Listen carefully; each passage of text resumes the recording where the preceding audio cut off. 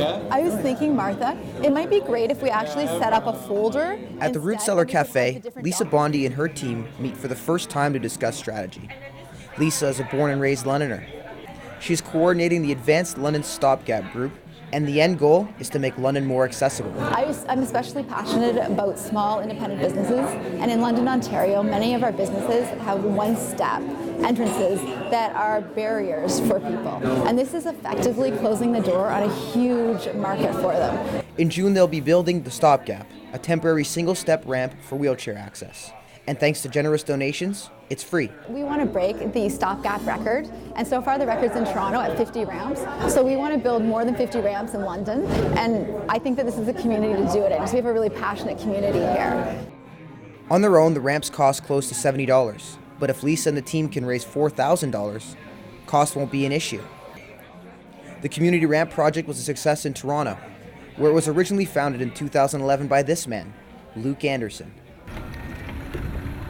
In Toronto, Luke visits one of the original locations for the Stopgap. Recently, Luke took a one-year leave from his full-time job as an engineer to focus exclusively on the Stopgap project. Ultimate goal is to help create a world where every person can access every space. That's our ultimate goal. It's a big, big goal, and it's worldwide. This summer, he's anticipating builds in Mississauga and Peterborough. Luke says the vibrant colors of the stopgaps are important because they draw attention. The build in Toronto was in this workshop. In June, the London project will have handy volunteers building ramps in a workspace provided by Duo Construction. Fire Roasted Coffee is one of the many businesses volunteering to help on the day of the build. The build is scheduled for the 13th and 14th of June.